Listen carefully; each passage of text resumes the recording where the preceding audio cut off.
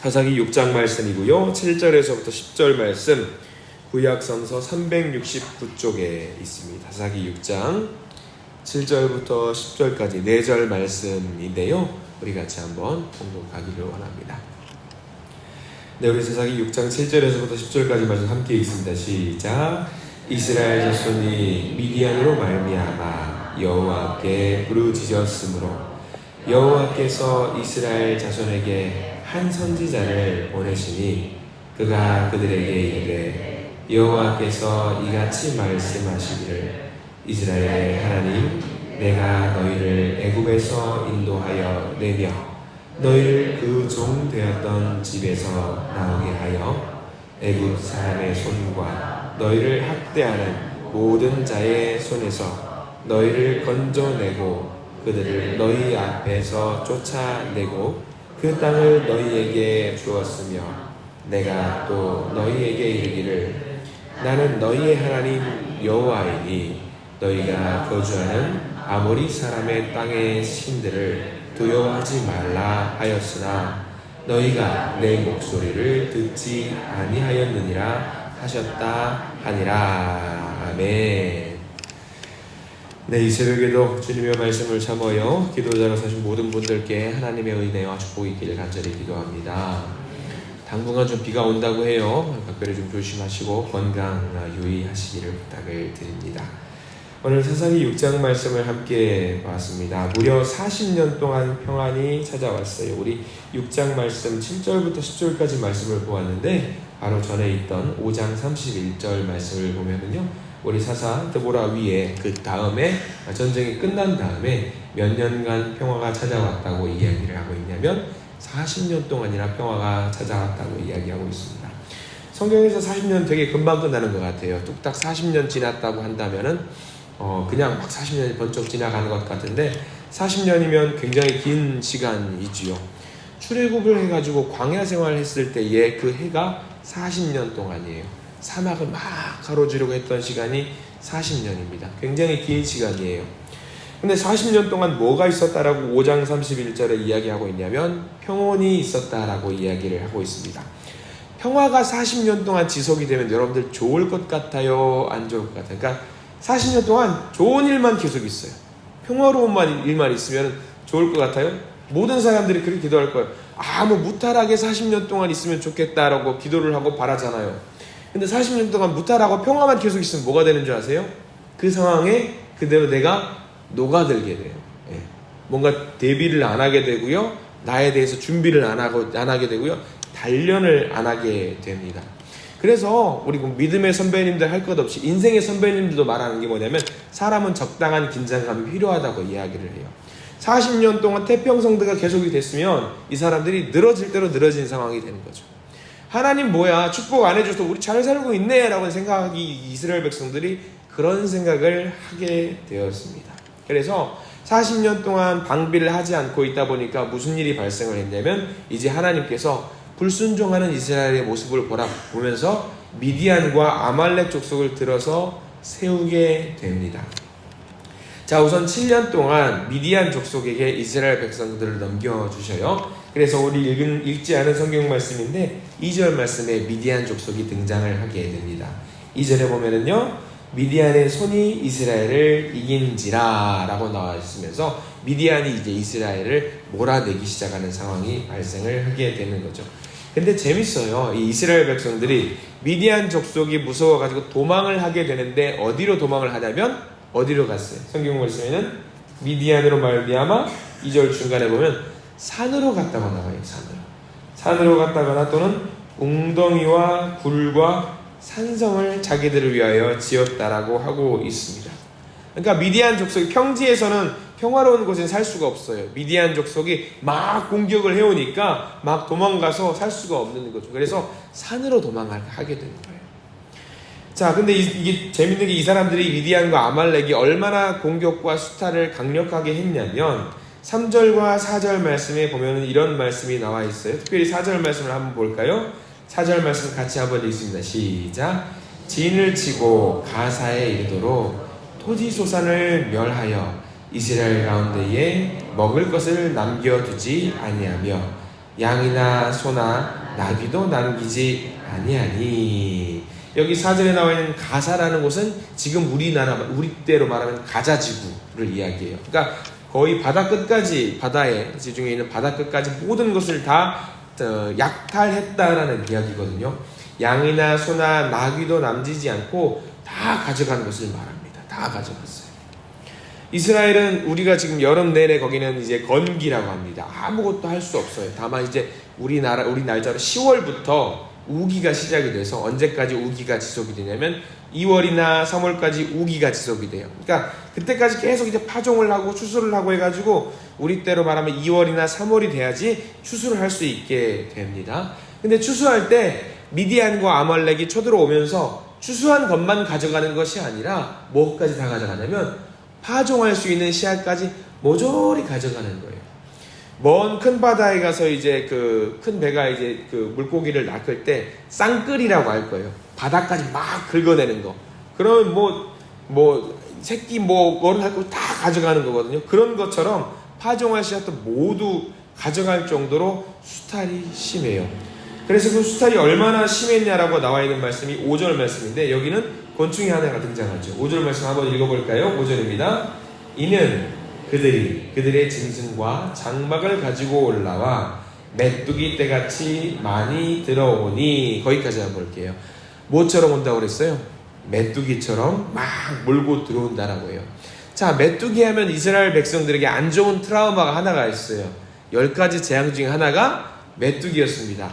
여기서 메뚜기가 막 쓸고 다니면은 뭐냐면 초록색, 푸른색은 하나도 남지가 않아요. 그러니까 이때의 이스라엘 백성들에게 메뚜기는 재앙이에요, 재앙. 우리에게는 좀 이런 재앙까지 될까 싶은데 모두가 막 메뚜기가 막 산 다 덮고 하늘을 온통 덮어버리면 재앙이 되는 거죠, 재앙. 자, 근데 중요한 것은 이게 6장 말씀에 나와 있는 사사 기드온이 등장을 하게 되는데 이렇게 수탈을 당하게 된 원인을 우리가 알아야 됩니다. 40년 동안 태평성대가 되면서 이 사람들이 편안해지니까 무엇을 잊어버렸냐면 하나님의 말씀을 잊어버리고 하나님의 말씀을 떠나서 살게 되었습니다. 하나님을 기억해서 지옥이 되고 가나안의 문화와 가나안의 종교를 받아들이게 되면서 이 사람들이 하나님을 모두 잊어버리게 된 거예요. 그러니까 우리가 이런 상황들이 반복되는 것을 통해서 기억해야 될 것은 무엇이냐면 하나님의 말씀을 잊지 않기 위해서 우리가 부단히 노력을 해야 된다는 겁니다. 세상에 많은 크리스천들이 그런 게 있어요. 썬데이 크리스천이라는 말 할 거예요. 월, 화, 수, 목, 금, 토는 정말 자기 멋대로 살다가 주일에만 딱 와가지고 말씀 한 장 딱 보고 그냥 가요. 이게 얼마나 안타까운지 몰라요.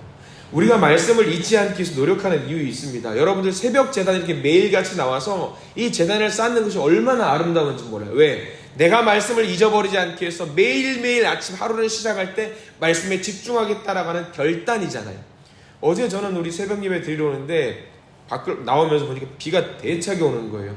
비가 옆으로 와요. 너무 세게 오는 거예요. 걱정했어요. 우리 새벽 참 이렇게 나오기 어려운데 오히려 이럴 때 걱정이 돼요. 나오지 마시고 그냥 카카오톡으로 보내드리는 메시지 받으면 좋겠다는 생각도 있는데 그게 제 기우였어요. 이분들 똑같이 그분이 어제 이제 복사기 붙여넣기 해가지고 똑같이 그분들이 계셔요. 그래서 감사하면서도 참 마음이 참 애잔하면서도 하나님 참 이분들 기도를 올려드리는 기도 모두 좀 들어주셨으면 좋겠어요. 그러니까 우리가 기도할 때 조심해야 될 게 뭐냐면 우리의 기도, 우리의 방식으로 풀어가 주는 게 아니라 하나님의 방식으로 풀어가 주십시오 기도하잖아요. 근데 거기다가 저는 가끔 기도 끝자락에 이게 하나 더 하는 게 있어요. 하나님 뜻대로 기도 응답되는 것도 좋은데 거기다가 우리가 좀 라면 먹을 때도 MSG 좀 첨가해서 맛있게 먹잖아요. 기도할 때 좀 MSG 좀만 첨가해가지고 우리가 원하는 대로 좀 맛깔나게 기도 응답해 주시면 얼마나 좋을까 그런 생각을 좀 하거든요. 좀만 줘주세요, 좀만. 얼마나 좋아요. 근데 어제 이렇게 기도 열심히 하시는 분들, 화요 모임 기도하시는 분들, 이게 수요 새벽 기도, 예배 모든 기도에 나오시는 분들 많은 기도 제목들이 있을 텐데 주님 좀만요, 좀만 더, 조금만. 그렇게 기도 응답될 줄 믿습니다. 근데 다 바라볼게요. 우리가 기드온처럼 이스라엘 백성들이 잘못했던 것처럼 우리가 말씀을 잊어버리면 안 되는 거죠. 아무리 그렇게 평화롭게 기도하고 예배드릴 수 있다라고 할지라도 가장 중요한 것은 하나님의 말씀을 사모하는 마음으로 우리가 주님의 성전에 나와야 되는 것이 가장 중요한 거예요. 이제 이스라엘 백성들이 이렇게 또 잘못을 하니까 또 문제가 뭐냐면 6절과 7절 말씀에 이렇게 나와 있습니다. 특별히 7절 말씀 한번 볼까요? 7절 말씀 한번 같이 읽습니다. 시작. 이스라엘 자손이 미디안으로 말미암아 여호와께 부르짖었으므로. 거기 여호와께 부르짖었으므로. 이게 무슨 내용이죠? 뭐 했다라는 얘기죠? 기도했다라는 거예요. 기도했다. 힘드니까 기도했다라는 이야기예요. 근데 이제 8절 말씀 넘어가면 재밌는 게 있어요. 평소 같았으면 기도를 열심히 해요. 하나님 도와주세요 하면은 평소 같았으면 사사를 보내주시는데 오늘 특이하게 6장 말씀에 사사를 바로 보내주지 않으시고요. 먼저 누구를 보내주시냐면 선지자를 보냅니다. 선지자를 보내요. 예전 같았으면 바로 사사를 보내줘가지고 이들을 도와줬을 텐데 위기 가운데 있는 이스라엘 백성들을 구원해 줬을 텐데 먼저 사사를 보내주지 않으시고 먼저 선지자를 보내주고 이야기를 해주시는 바가 있어요. 그 선지자를 보내주면서 하시는 말씀이 이겁니다. 야, 너희들 뭔가 잊고 있는 게 하나 있네. 내가 누구냐? 나는 하나님이야. 그런데 너희들 정체성, 너희들 본질을 잊고 있어. 옛날에 저 어렸을 때 그런 거 있었습니다. 친구들끼리 모여가지고 막 시시비비를 하면서 네가 잘났네 내가 잘났네 이야기하면서 끝판왕이 누구냐면 야, 우리 아빠는 경찰이야! 다 필요 없어요. 우리 아빠 판사야. 어쩌라고? 우리 아빠 무슨 어디서 일해. 어쩌라고? 우리 아빠는 경찰이 끝판왕이었어요. 그런 시절이 있었습니다. 지금도 좀 그런 게 있나요? 자, 정체성이 그거예요. 내 아빠가 누구라는 거예요. 야, 너희들은 내 자녀고 내가 택한 백성이야. 내 아빠는 누구야? 내 아빠는 하나님이야. 이스라엘 백성들이 안타까운 게 시간이 지나면 지날수록 그거를 잊어버렸다는 거예요. 야, 우리 아빠는 아말렉의 누구 우상이야. 우리 아빠는 바알이야. 어쩌라고 우리 아빠는 하나님이야. 이거를 잊어버렸다는 거예요. 우리도 살다 보면 그걸 잊어버릴 때가 있어요. 우리의 등 뒤에 계신 분이 누구예요? 우리의 어깨를 밀어주시고 우리의 손을 잡아주시는 분이 누구예요? 여호와 하나님이에요. 하나님. 우리는 백이 든든한 거예요. 최고의 백을 갖고 있는 거예요. 이스라엘 백성들의 뒤에서 백에서 있는 이스라엘 백성들을 지켜주는 존재가 여호와 하나님인데 이스라엘 백성들이 살다 보면서 그거를 잊어버려요. 얼마나 안타까운지 몰라요. 우리도 매일 말씀을 보고 기도하면서 잊지 말아야 돼요. 우리의 백은 여호와 하나님입니다. 그러면 우리가 선민이잖아요. 택함받은 백성이잖아요. 우리의 정체성을 명확하게 해야 돼요. 그래, 내가 믿는 분이 어떤 분인데 내가 이렇게 되도록 가만두지 않으실 거야. 내가 이런 상황에 처해 있다고 할지라도 하나님의 뜻대로 아름답게 풀어가 주시는 나에게 가장 적중한 방법으로 하나님이 만들어가 주실 텐데 내가 뭘 걱정해. 우리가 이거를 잊지 말았으면 좋겠어요. 우리는 그릇을 키워야 돼요. 하나님, 저 이만큼 큰 그릇이는데 하나님 부어주세요. 하나님의 은혜와 사랑을 부어주세요. 근데 하나님을 보시고 에게 그것밖에 안 돼. 그릇이 이것밖에 안 돼. 먼저 우리가 그릇을 크게 넓힐 필요가 있어요. 하나님 분명히 더 주고 싶으셔. 막 더 주고 싶어 하시는데 야, 그것밖에 안 되면 내가 더 주고 싶은데 어쩌니. 이런 마음 갖고 있다란 말이에요. 그럼 우리가 먼저 누군지 알아야 돼요.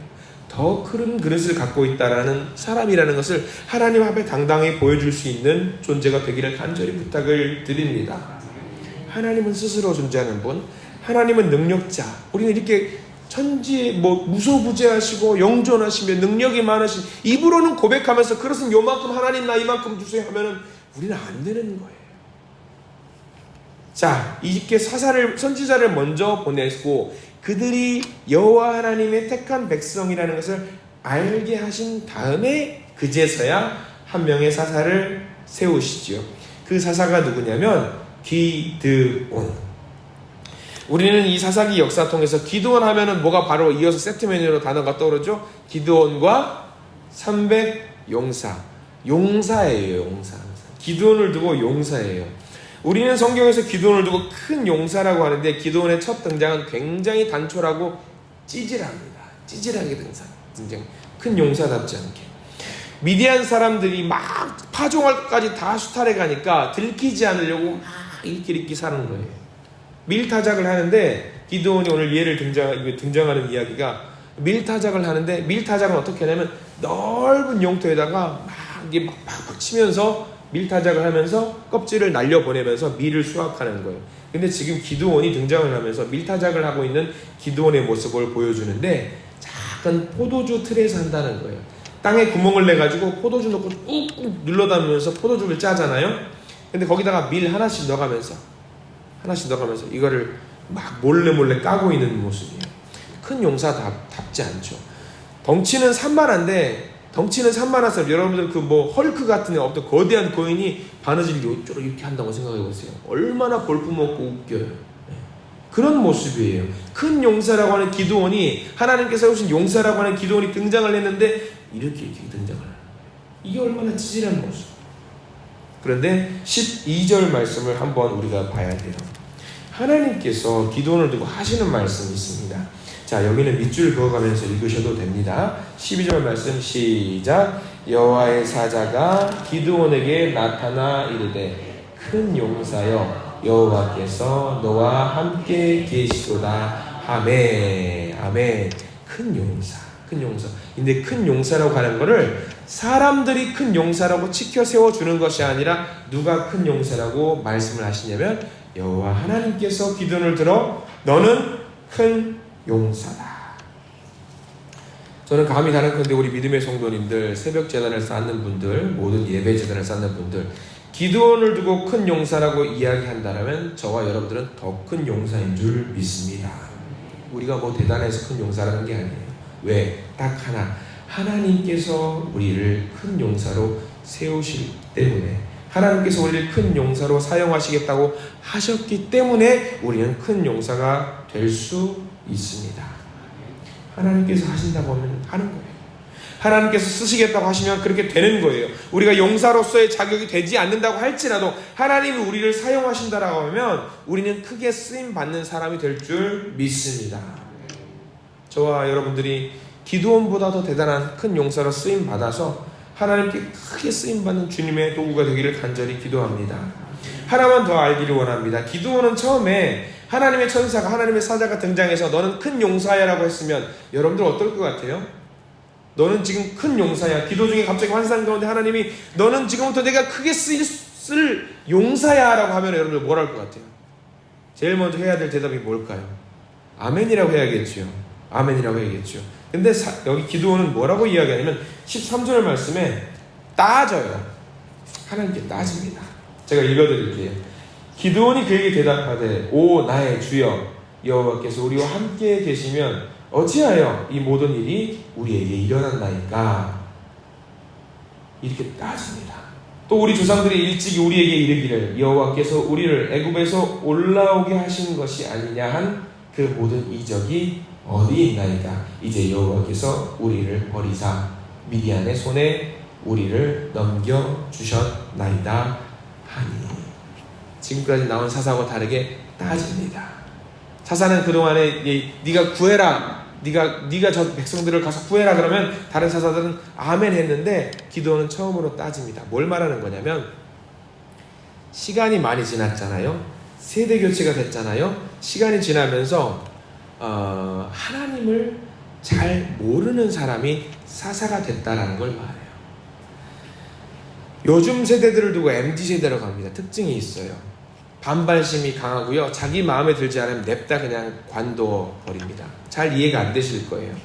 요즘 젊은이들은요, 아무리 좋은 직장에 있다고 할지라도 몸담고 있다가 마음에 안 들면은 나가버려요. 자기 할 말을 해요. 당차게 해요.